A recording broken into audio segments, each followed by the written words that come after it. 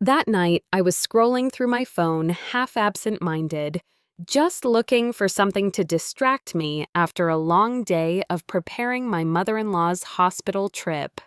Then I saw it.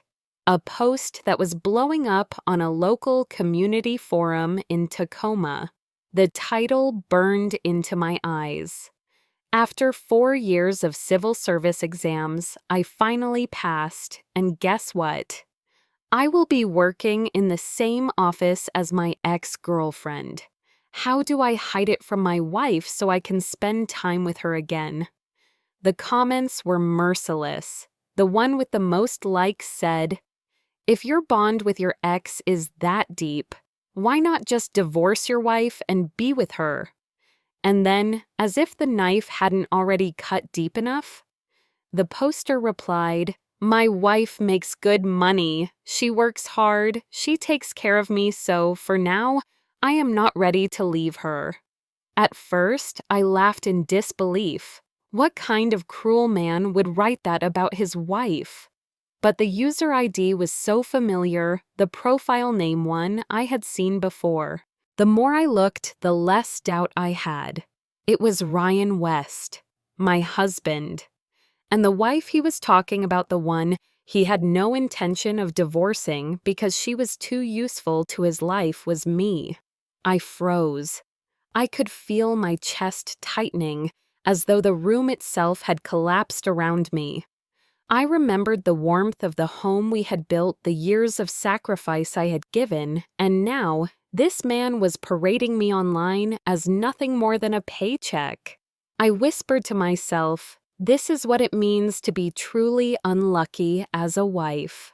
Later that same evening, when Ryan came home, the first words out of his mouth were not a greeting, not a question about my day, but instead Sophia. I passed, and guess what? Aubrey Pierce and I got into the same office. What should we do?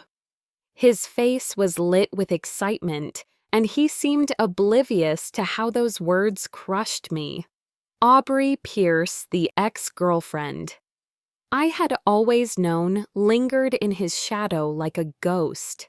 At that moment, I was folding clothes into a small suitcase, preparing for the trip to Seattle the next morning to take my mother-in-law to surgery. Her knees had been deteriorating for years. Local clinics could not fix the pain, and finally a specialist recommended replacement surgery at a larger hospital. It had taken every favor I could call in, even asking an old college friend to arrange the appointment. And while I was carrying that burden, Ryan came home glowing about his reunion with Aubrey. I had already taken all my vacation days to accompany his mother through recovery, so my schedule was full. Still, in the brief free moment I had that afternoon, I scrolled online and saw his post. And now he was standing in front of me, confirming it, the words of that post spilling from his lips like poison. It felt as though the sword of Damocles that had been hanging above me for years finally fell. Ryan did not even notice my silence. He sat beside me, rambling on about small things, work gossip, trivial matters. Once those moments were my favorite, when I felt close to him, like partners sharing life's details. But all I could hear now was the echo of his words online, his casual dismissal of me. I remembered reading the line, "Women like her are useful. They earn more, they work harder, they keep everything afloat. If she clings to me too much, she will ruin herself." My stomach twisted. I let the suitcase drop from my hands.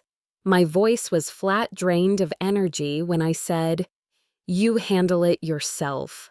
I am tired." Ryan turned surprised, because I had never once complained of fatigue. I had been the reliable one, the one who never broke down. He adjusted quickly. "That's fine. The train to Seattle isn't until noon tomorrow. If you're tired, rest. I just have some paperwork to finish in the study." His words were soft practiced as if to reassure me. He walked away toward his desk, and I lay on the bed staring at the ceiling. My mind was empty, yet my chest ached with every heartbeat. Eventually, I stood, walked to his study, and knocked on the doorframe.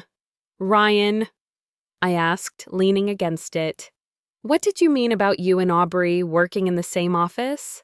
He looked up casually, eyes not leaving his computer screen.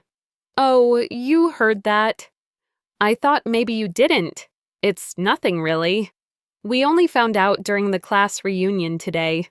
She passed too in the same department. Just coincidence." His fingers kept clicking on the mouse, his eyes glued to the screen. He didn't blink, didn't shift. It was a performance and a poor one. He was waiting for my reaction for how I would play my role in his little theater.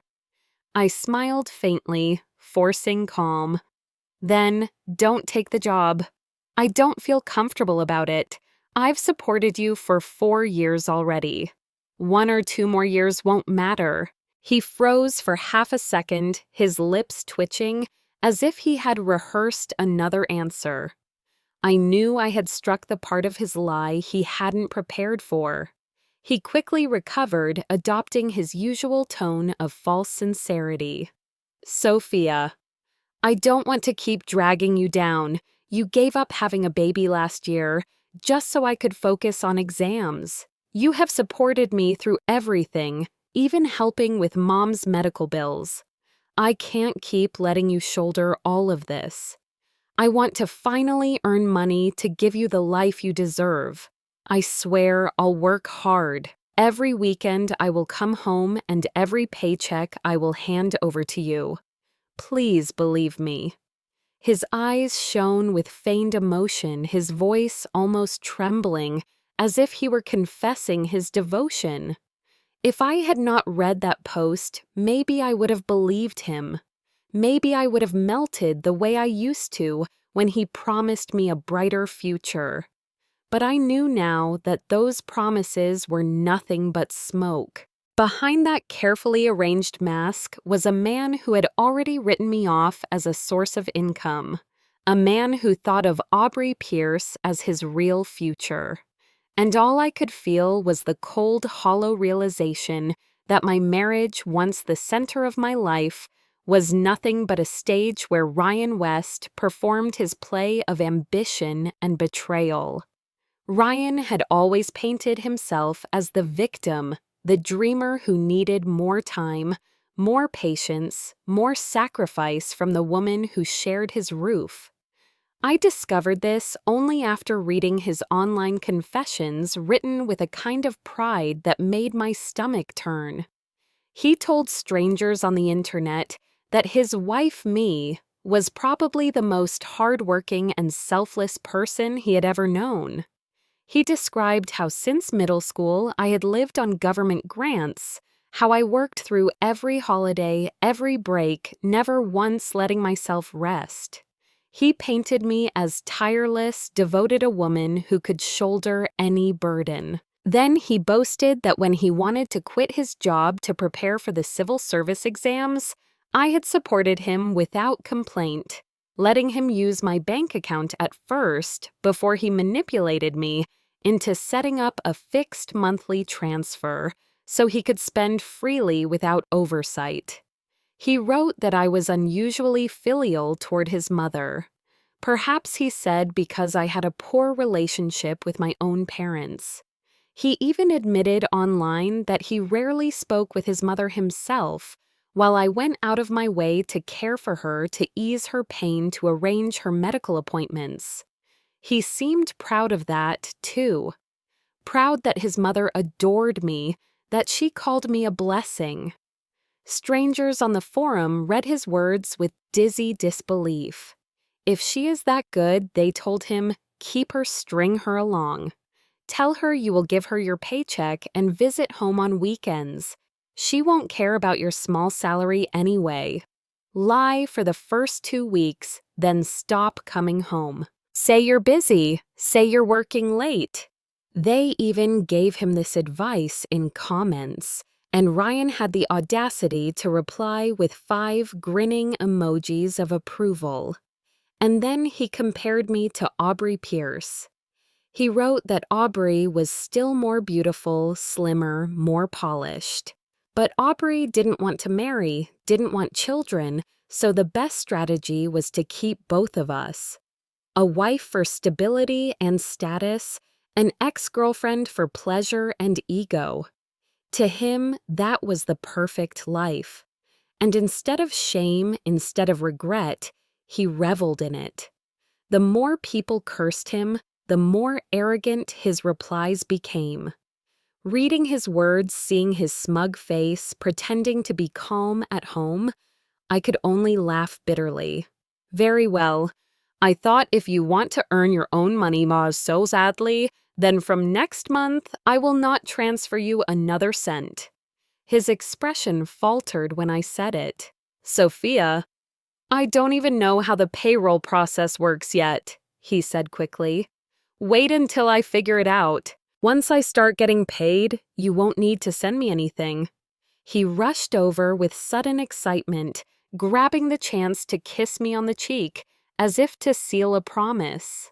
Sophia, finally, I can provide for this family. I wiped his kiss away with the back of my hand. He saw me do it. For a moment, I thought he might snap, but instead, he forced a smile, waiting for me to soften, to take back my words, to reassure him that nothing had changed. But I gave him no such comfort. I let the silence linger until his grin twitched into unease. Then, just before leaving the room, I added, "By the way, I just got notice. My request for leave was denied. I may not be able to go with your mother to the hospital tomorrow." He froze. Ryan always said his mother was difficult, and that much was true. When we first started dating, she openly rejected me. She saw me as a plain girl from a rural background, unworthy of her son. Once, she even looked me in the eyes and asked, "Honestly, I do not understand what Ryan sees in you." I had swallowed that insult, endured it until slowly she came to rely on me more than her son. And now when I told Ryan I would not be there, the fear on his face was raw. His calm broke. He followed me back to the bedroom, panic rising in his voice. "But you already bought the train tickets, didn't you?" "How can you suddenly not go?" I answered flatly. "How would I know?" "It was my supervisor's decision. You're not working yet. You're still waiting for your position to be finalized. You can go with her instead. Isn't that reasonable?" I had no intention of saying that at first. He had always insisted that the Washington State Civil Service Office had already begun arranging tasks for him, even if it meant unpaid hours, and that showing up early was essential to make a good impression. He had convinced me of that before. But after reading his posts, I knew the truth. His plan had been to use my absence while I accompanied his mother to Seattle as an opportunity to travel with Aubrey to stay in the house I had bought with my own money before our marriage, to enjoy the life I had built without me in it. Yes, my house. The land deed and the mortgage were mine. And yet he had planned to entertain another woman within those walls under that roof while I was away caring for his mother. The audacity, the shamelessness was staggering. When I told him I would not be going, I watched him flail. "But I told you already," he stammered. "I have to report every day to the office." His voice rose too loud, his words unconvincing. In that moment, I saw him for what he was. A man who built lies like scaffolding, climbing higher and higher until he no longer knew the ground was gone beneath him. He thought he was clever, thought he was untouchable, thought he could juggle 2 women and manipulate them both. But what he never understood was that I was not the naive girl who married him years ago. I had seen through his mask, and with every word he spoke, with every excuse he tried to build, the mask cracked a little more. I said nothing further that night. I let him believe he still had control, that his performance still fooled me. But inside, something shifted. The tide had turned. He would not see it yet, not until it was too late. But the Sophia Monroe who had carried him for 4 years was gone.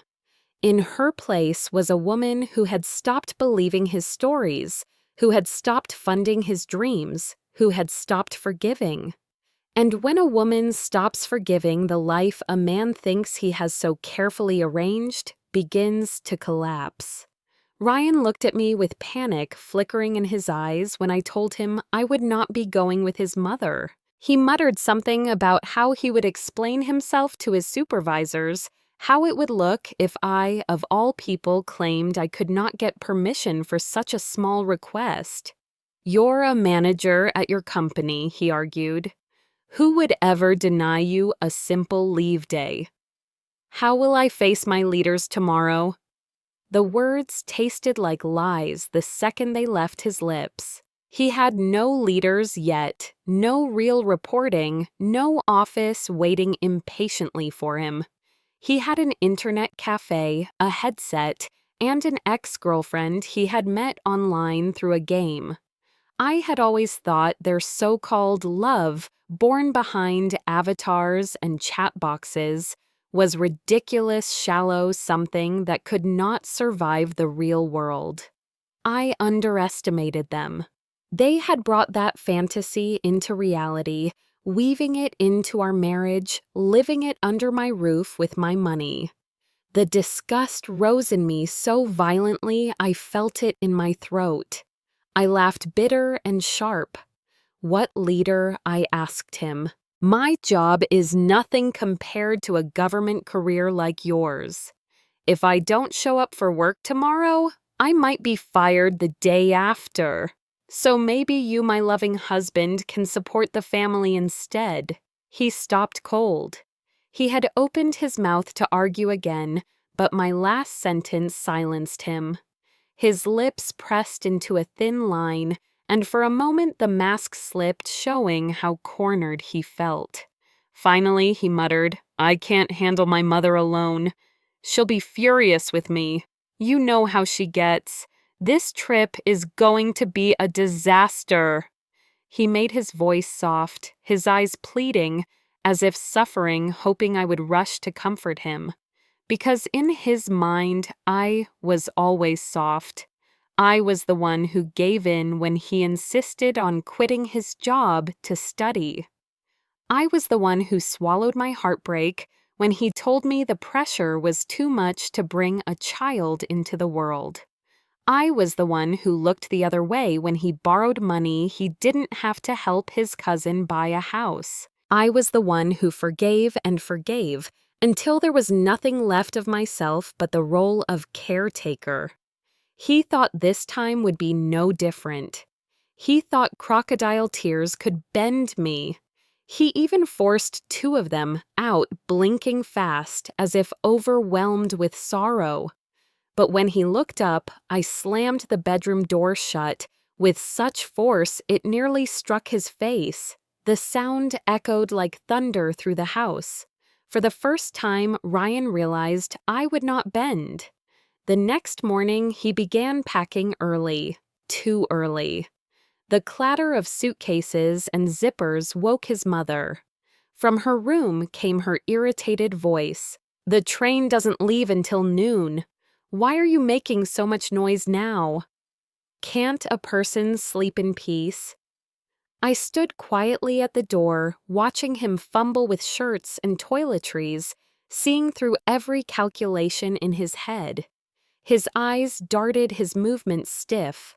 His performance had cracks everywhere, and I saw them all. When his mother emerged, disheveled and cranky, Ryan scrambled to cover himself. "Sophia is busy with work. She can't go with us," he said quickly, feigning guilt.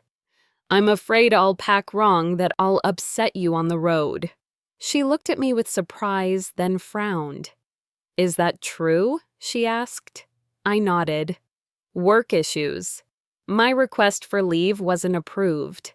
Her frown softened and she nodded. "Then it can't be helped. Work comes first. Your job is long-term stability. Her company needs her too, but government work is a career. She can go another time." I almost laughed at how easily she accepted my absence. Ryan had always insisted that if he told her I could not accompany her, she would explode. Yet when I said it, she barely blinked. Her loyalty had shifted long ago. She turned to him and scolded, "Don't speak nonsense. Do you think Sophia works for herself? If it weren't for her, do you think this family could afford such a hospital?" "Even your mother wouldn't have this chance without her." "Watch your mouth." Ryan stood speechless, stunned that his mother had defended me so swiftly, so decisively. He stammered, "When I said I couldn't go with you, you nearly tore the house apart. But when she says it, you agree instantly." Her glare silenced him.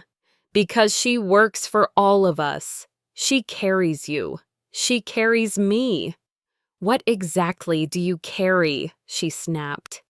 The sharpness of her words cut deeper than mine ever could. I smiled faintly, said nothing, and adjusted my bag. I had already canceled my leave the day before. My office awaited, and nothing in life gives more stability than a job you know you can return to. I closed the door behind me, leaving the house filled with Ryan's frustration and his mother's reprimands. At lunch that day, sitting in the company cafeteria, I refreshed my social feed. And there it was, a new post from Ryan. My hands shook, but I forced myself to read. My wife suddenly had to work overtime. The reunion trip with my ex-girlfriend was canceled, but she agreed to come to Beijing with me to take care of my mother. Not a bad alternative. Aubrey says she's never been to Beijing before. And to those who criticized me on my last post, don't be jealous. If you were me, you'd be even happier. First time packing my mom's bags, so exhausting. Why is the old lady so picky? I stared at the words until they blurred. My laughter burst out sharp and bitter, startling the coworkers around me. This was his adaptation, his great adjustment. He hadn't given up the trip with Aubrey. He had simply relocated it. Change the setting, keep the betrayal. My stomach twisted with rage and amusement at the same time. He was so proud of his flexibility, of his cleverness, that he paraded it online for strangers to applaud. Truly, this is a man who can pass the civil service exam. I thought bitterly, his ability to adapt is remarkable. That evening, as I left the office, my phone buzzed. Ryan's name lit the screen. His voice came through the line, forced and cheerful, as if nothing had changed, as if he still held all the strings. But what he didn't realize was that the strings were already breaking one by one, and soon he would find his hands empty. When Ryan called me that evening, his tone was light, almost playful, as if he were asking a casual question. "Sophia, did you forget to send me the living expenses this month? My Alipay card doesn't seem to work. Is the system down?" I spoke softly without hesitation. "Didn't I already tell you? You started working this month. I won't be sending you money anymore. And about that Alipay, I shut it down." One of my colleagues had $3,000 suddenly withdrawn from her account. I didn't want the same thing to happen, so I closed mine. The silence on the other end stretched too long. Then his voice quickened tight with frustration. "But I'm here in Beijing with Mom. It's inconvenient not to have money. Can't you transfer me a little?" Once I get my paycheck, I'll give it all back to you. I gave all my cash to Mom for her hospital deposit. Take some from her if you need to. I could almost see his face pinched with irritation, lips pressed into that boyish pout he thought would soften me. But I stayed calm. No, Ryan. From now on, you handle your own finances. Isn't that what you wanted? He pressed harder, then reopened the Alipay for me. I can't keep asking Mom for money every time I need something. It's humiliating. There are so many people here at the hospital. Don't make me beg her. I feigned a sigh, then a half apology. Fine, I'll try. But it may take time. The system said it needs approval before it reactivates. 5 minutes later, I called him back, my voice perfectly casual. Sorry, honey, it looks like it won't open yet. You'll have to wait. His panic bled through the line. What about WeChat? Can you transfer through that WeChat has been capped for months? I replied smoothly. I told you already. You must have forgotten. But you can use your credit card. I'll cover the bill later. Before he could argue further, I excused myself with a meeting and hung up. That trip to Beijing would be unforgettable for him. His mother called me every day from the hospital, her voice heavy with exasperation. Didn't you say you still send him money each month? Why does he ask me for cash every single day? He gave me a scene here in the ward. I was so angry I shouted at him, and then he stormed off. He disappeared all night. She ranted about how he claimed to give her money, yet spent hours out of sight, returning only to ask for more. He said old classmates in Beijing invited him out, but how can that be? He has no money, no job, no standing here. How can he afford to buy anyone dinner? Her voice cracked with fury. He only wants my money. I can't stand him. Then, almost as an afterthought, she added, today he even brought along some young woman. Quite pretty. I heard her family runs a big business. I kept my reply brief, sharp. Yes, and she's an only child. Her family is based in Beijing. If they marry, their child could even be registered here permanently. I heard many classmates admire her. The bait worked. My mother-in-law's curiosity lit up. She kept me on the phone for nearly half an hour pressing for details. I let her chatter, feeding her small pieces until Ryan returned. His face in the background of her video call looked darker than I had ever seen. Maybe it was the lack of money, maybe it was his mother's constant scolding, maybe both. I didn't care.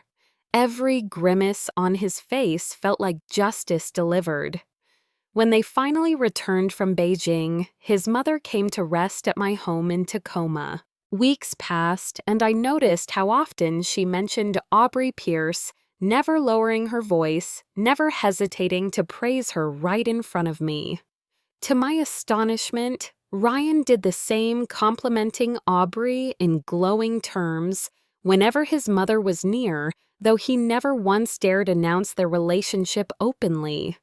One evening, his mother leaned close to me, her tone almost conspiratorial. Did you know Sophia Aubrey used to secretly like Ryan back in school? I smiled faintly, the kind of smile that carried more ice than warmth. Really? Then why didn't they become a couple? She chuckled softly, her eyes sliding toward me. Because she still isn't quite as good as you. The words should have felt like praise, but they landed hollow.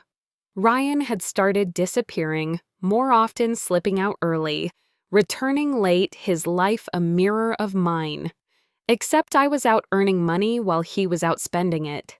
Lately, I noticed more credit card notifications on his phone flashing at odd hours. One evening, while the screen lit up beside me, I caught a glimpse of a transfer funds wired out of our household account. I said nothing, only stored the knowledge away. I watched, I recorded. I kept my silence. Because I had a plan. A major project at work was nearing completion. One that would bring me a substantial bonus. Once it was done, I would file for divorce at Pierce County Superior Court. Ryan West, the man who squandered my savings and my love, would not be entitled to a penny of my reward. But life has its own way of shifting the ground beneath you. Lately, I had felt unwell, small aches and waves of exhaustion that grew harder to ignore. One afternoon, I asked for leave to see a doctor. The checkup was quick, the results uncertain, and I drove straight home afterward. What I walked into was chaos. The house that had always felt too quiet was suddenly filled with noise voices echoing off the walls, and the unmistakable sound of Ryan's laughter mixed with strangers. I paused in the doorway, my heart hammering, every instinct telling me that the storm I had been waiting for had finally arrived. When I walked into the house that afternoon, the last thing I expected was to find Aubrey Pierce standing in my living room. For a moment, I thought perhaps I had misunderstood that she was some distant cousin or a neighbor. But then she smiled at me bright and polished as if she belonged there. "Hello, sister-in-law," she said with ease, her voice sweet and casual. "I'm Ryan's classmate. I was in the area and thought I'd stop by to see how his mother is recovering." The words slid into the room like honey, and for a second, the tension cracked. Ryan and his mother had been caught off guard by my early return, their faces stiff with panic, but Aubrey's cheery greeting shifted the atmosphere. I stared at her, searching for some hint of guilt, but she remained perfectly composed, her posture relaxed, her tone light. The only one unraveling was Ryan. He rushed to take my bag, blurting out, "Sophia, why are you home so early?" "If I hadn't come home early," I replied evenly, "I would have missed your classmate. Is she from college?" Strange that I've never seen her before. Ryan and I had gone to the same university, though different majors. Everyone at that school had heard whispers of his online romance with Aubrey, born out of late-night gaming sessions. Their fights had spilled across campus walls, her name scrawled on confession boards, his careless words spilling all over social media. I had not needed to search. Their drama floated to me uninvited, post after post on my feed, their interactions laid bare in the open. Ryan thought I had only ever heard her name, that I had never bothered to look closer. He was wrong. I had seen her more than once, smiling in pictures, leaving comments beneath his words. She had been orbiting him for years, and now she stood in my house, bold enough to greet me as if nothing was amiss. His mother, eager to smooth things over, asked, "Didn't you two know each other from school? Weren't you in the same year?" Ryan jumped in quickly. "Same school, different majors. Aubrey and I were in the same department, but she and Sophia never crossed paths." I curved my lips in a half smile. "No, we never met." "A pleasure," I said. His mother beamed, tugging at my arm with a childlike excitement. "This is Aubrey, the friend from Beijing I told you about. She even visited me at the hospital. And did you know she just passed her civil service exam? She and Ryan may be working together soon." "How wonderful," I said, letting my words drip with irony. After all, he has never managed to live without the shelter of a woman. The room froze. Ryan's face went red. Aubrey's smile faltered. His mother's joy evaporated. Before the silence could deepen, Ryan dragged me into the bedroom, slamming the door behind him. His jaw clenched, his voice a hiss. "Why did you say something so cruel?" Cruel? I let the word linger between us. You brought your ex-girlfriend into my home. What do you call that? He puffed his chest, feigning righteousness. I didn't know you'd come home early. If you'd been later, she would have left and nothing would matter. Today was my first day reporting to the new office. She heard about Mom's illness and wanted to check in. I couldn't refuse without looking ungrateful. Besides, when Mom was in Beijing and you were too busy to visit, Aubrey helped out. She did more than you. The words struck like a slap, but instead of pain, I felt clarity. My money doesn't count as help. My years of sacrifice mean nothing, but a handful of visits from her are suddenly invaluable. He straightened his eyes, blazing with indignation. Don't act superior. You earn some money. So what? You think you can control me? I'll tell you this, I am a civil servant now. I have my position, my future. Don't fool yourself into thinking you are the only one with power here. I laughed sharp and cold. Civil servant. You're not even officially working yet, Ryan. And even if you were, you'll never change the truth. You lived on my money under my roof, and now you plan to spend your life balancing between me and her. You've eaten from my bowl while eyeing hers. How long do you think you can keep the act outside the door? I heard his mother's voice louder than necessary, her words floating into our room. She was talking to Aubrey, her tone bright and deliberate. Ryan stiffened, realizing that his mother was playing her own game, parading her approval-testing boundaries. He had hoped to weave both women into his life, but even now the seams were splitting. I looked at him, my voice low but steady. You've built your empire on women, Ryan. On me, on your mother now, on Aubrey. But you forget empires like that always collapse. And when yours does, you'll have nothing left. His hand slammed against the doorframe, the wood shuddering under his fist. His eyes blazed desperate and furious, but I only stood there unflinching, knowing that this was no longer his house of lies, it was my stage, and I was finally ready to tear the curtain down. It was clear to me now that Ryan's dreams no longer ended with the civil service exam. In his mind, he was already drafting a brighter future divorce, me marry Aubrey Pierce, and step into the comfort of her family's wealth. Years ago, when they first dated, her parents had objected fiercely. Long distance was unacceptable, instability was unacceptable. His lack of a secure job was unacceptable.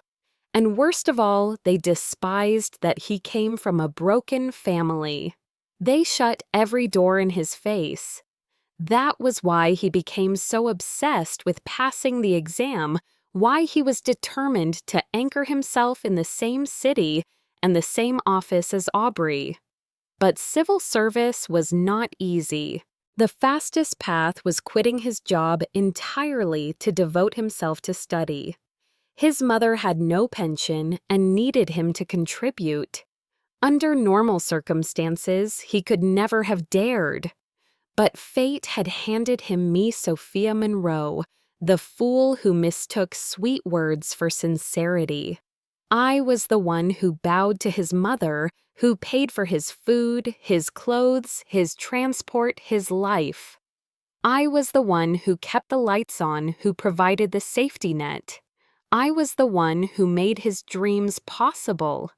And now, watching him standing before me with his face flushed red from rage, I understood how simple the disguise had been all along.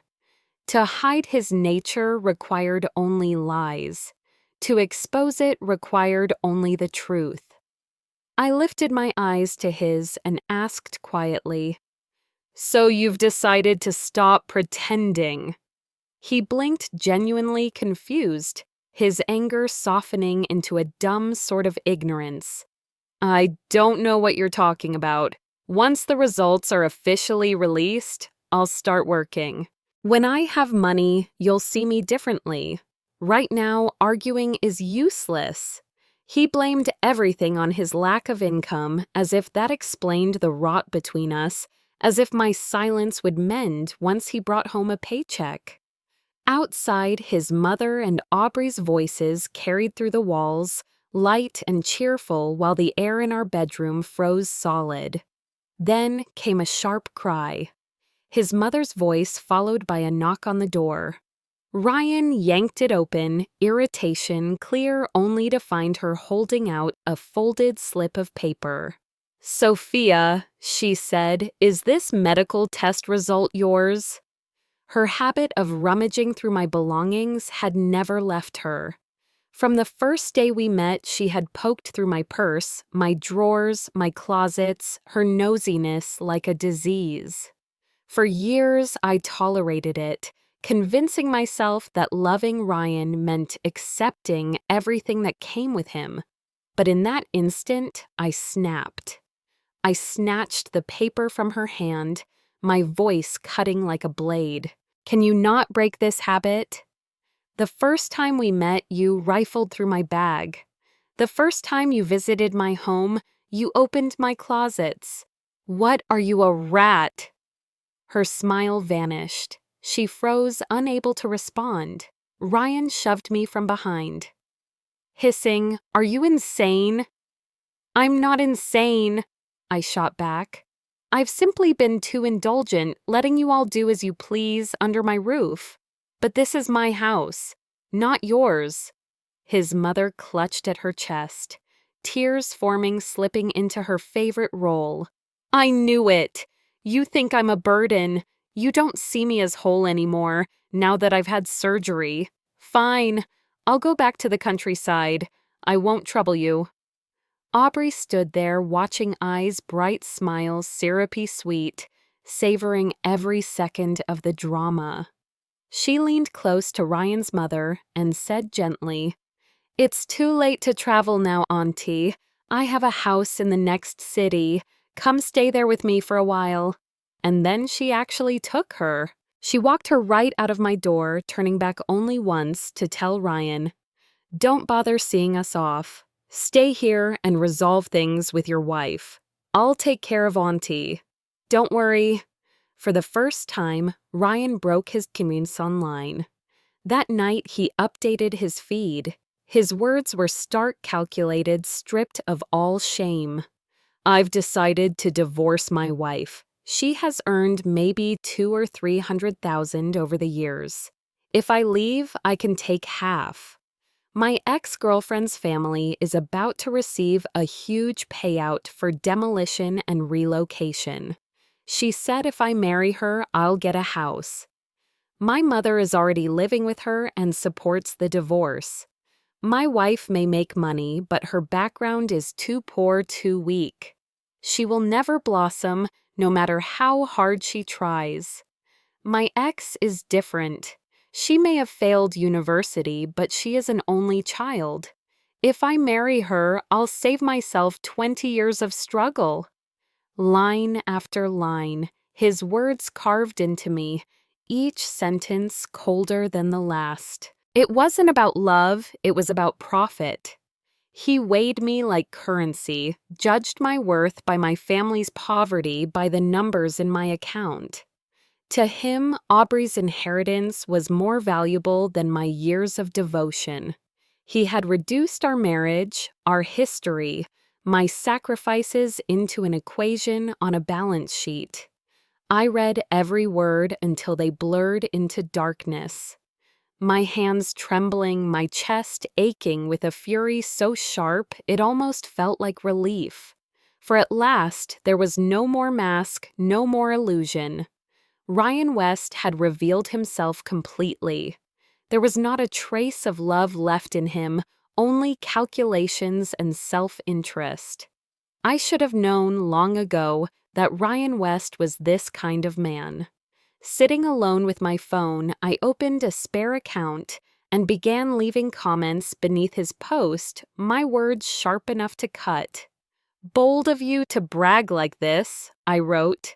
"Aren't you worried the authorities will see?" "Your review period isn't even finished right," he replied, almost instantly clearly glued to the screen. "No one knows what position I applied for, not even my wife." I typed again. "That's easy to uncover. People here can piece together details bit by bit. Don't celebrate too soon." He sneered back online. "You must be jealous. If you've got something to say it directly." "Jealous?" I answered. "Not quite. Just disgusted. You've drained your wife for years, now you're planning to abandon her once the bridge is crossed. Anyone here a real expert? I'll offer a reward to whoever can expose his exact test placement. Someone like him slipping through the net would be a disgrace." I could hear him in the study as I wrote, his fingers rattling against the keyboard, his voice humming tunelessly in triumph. He thought the whole thing a game. My comments climbed to the top as I used multiple accounts to boost them. The threads swarmed with strangers angry at his arrogance. People digging piecing clues together. At first, Ryan moved casually around the study, opening a soda slicing fruit, chuckling at his own cleverness. But then the first commenter named the district where he had sat for his exam. A chair scraped violently against the floor. His footsteps paced restless. Moments later, someone identified the specific subject he had tested in. I heard the panic in his breathing, even through the walls. By the time they were on the verge of pinpointing his exact position, Ryan deleted the entire post. Not long after his phone rang, Aubrey Pierce. His voice softened as he murmured into the receiver, their words low and intimate until my knock broke through. He glanced at me twice before reluctantly ending the call. His face hardened. "What do you want I didn't answer?" I pointed to a folder lying on the desk. He picked it up, flipped it open, and froze. The words on the cover were bold and unmistakable. "Divorce agreement." His body stiffened. His voice rose, cracking into a shout. "A divorce agreement. You're insane. Do you know what position I just qualified for?" I met his rage with silence, then said flatly, "I've already signed. If you have no objections, we can finalize it now." "Why?" he demanded. I reached into the drawer, pulled out the files I had saved screenshots of his intimate photos with Aubrey, transcripts of their suggestive chats. I laid them before him like evidence in court. "Sign it," I said evenly, "or these go straight into the review board's inbox for your political screening. That should be coming soon, right?" The color drained from his face. He picked up the papers again, scanning line by line. "You're not planning to give me a single cent," he stammered. "This house was mine before our marriage," I replied. "For 4 years, you quit work to study. Every expense was mine. I paid $40,000 for your mother's surgery. What exactly do I owe you? Don't tell me you dreamed of half my income, too." He stood frozen, unable to speak. Minutes dragged into silence before he finally whispered, "Give me time to think." 3 days, I said coldly. "That's all. Otherwise, your review ends before it begins." But he couldn't wait 3 days. Aubrey's family was about to receive their demolition compensation. He had no time to lose. The very next day, the agreement lay on the dining table, his signature scrawled neatly across the bottom. That afternoon, as I left for work, Aubrey herself arrived with his mother to collect belongings. They bustled around my home as if it were theirs, stuffing bags laughing, tossing insults loud enough for the walls to carry. They never once considered that the owner of this house might hear them, never imagined I might have cameras installed. And so, from my office, I listened. I listened as they ridiculed me in my own living room voices, dripping with disdain, believing themselves untouchable. "Divorce her, then," Ryan's mother sneered on the recording, her voice thick with contempt. "Who wants this shabby little house anyway? 3 bedrooms and a living room that barely scrape 100 square meters. Her parents don't even like her, and that can't be without reason. Sure, her salary's decent, but this house drains money. Who knows if she's saved anything at all? Once you start working at the tax bureau, you won't need her measly paycheck." Ryan's nervous laugh followed quickly. "Mom, you can say that in here, but don't ever let it slip outside. If anyone finds out, I'm finished." "You know that, right?" she huffed. "You think I'm stupid. I was the only one in my family to finish middle school. If not for poverty, I wouldn't have looked twice at some kid like you going to college."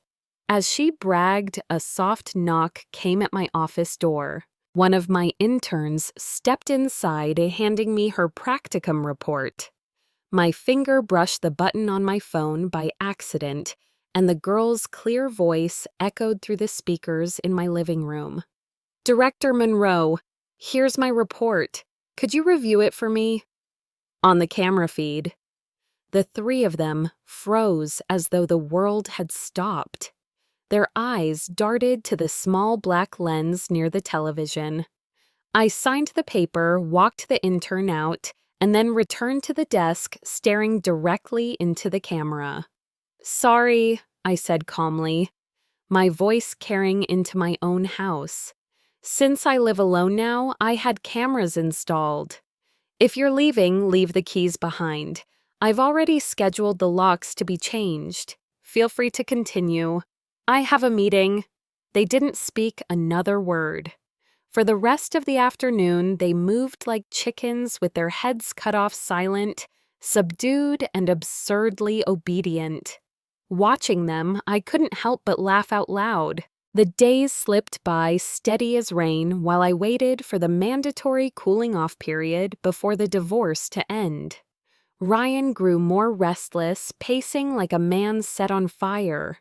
His political review still loomed ahead, and Aubrey's family property was finally being measured for demolition.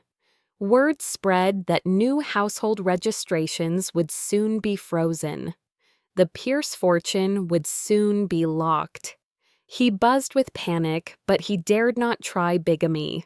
He had no choice but to watch powerless as Aubrey's home was measured and contracts for compensation were signed.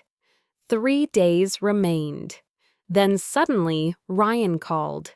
His voice was oddly soft. "Sophia, can we not go through with the divorce? Can't we try again?" I sent him a single recording, the one of him gloating with his mother. After that, he had no words left.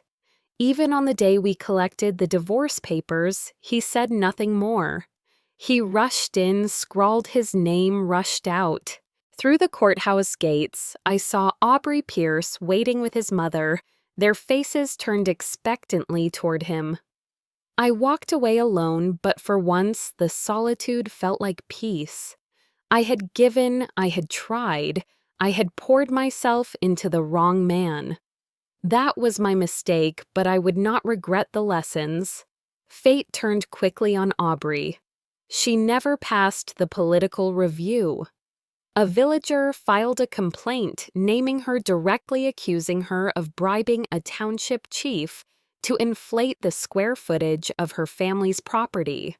She thought she had covered her tracks, but the evidence was airtight. Ryan and Aubrey had already prepared to register their marriage, but just as the papers were ready, his mother changed her tune. "I don't approve anymore," she announced. "That girl will never make it as a civil servant now.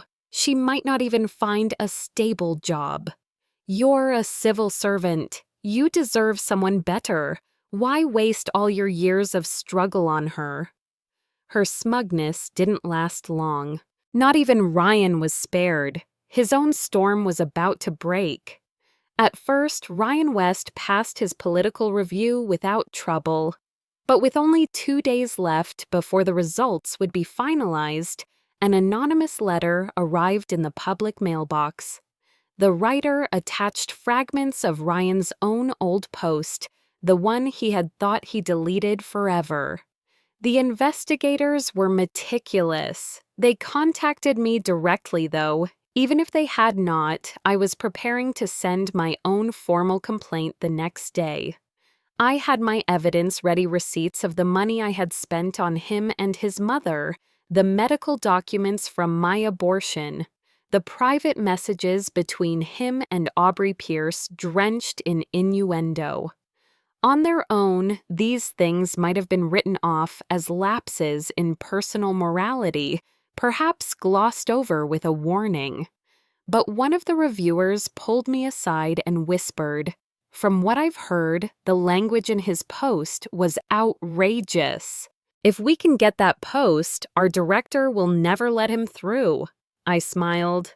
"Don't worry, I saved everything."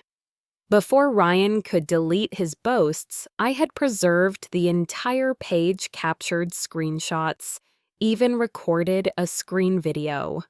When I handed it over, the reviewer cursed under his breath, then quickly said, "Pretend you didn't hear that."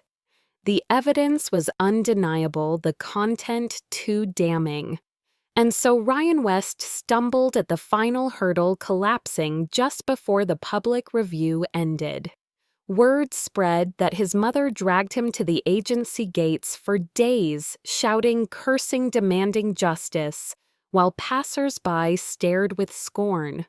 When her tantrums failed, she turned to Aubrey, praising her as if she were the better choice, saying that at least being a demolition beneficiary was something. But Aubrey Pierce was not a puppet. She told Ryan plainly that if he wanted her, he would have to cut ties with his mother and move into her home. Their drama spilled across the circles of our old classmates, whispered in group chats, dissected with glee.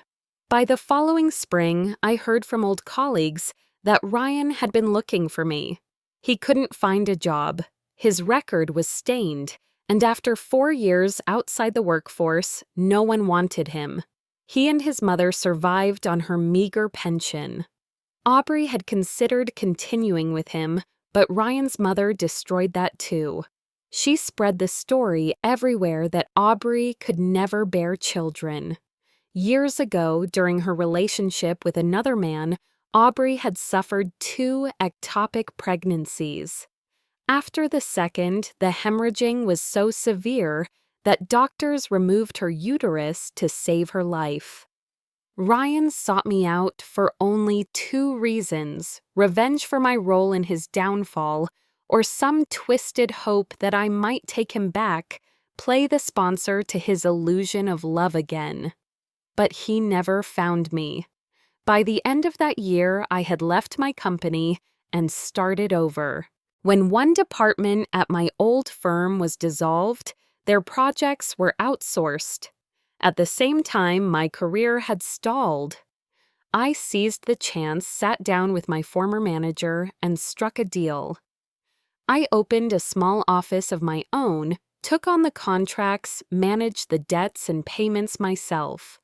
The work was steady, the collections smooth. For the first time, I wasn't working for someone else. Life after Ryan West unfolded like a different world. He had drained my strength, consumed my energy, dressed up his exploitation as love. But in the end, his greed devoured him. And I, Sophia Monroe, finally bloomed on the barren soil that had once felt like a grave. Thanks for listening. Be sure to subscribe so you don't miss the next videos.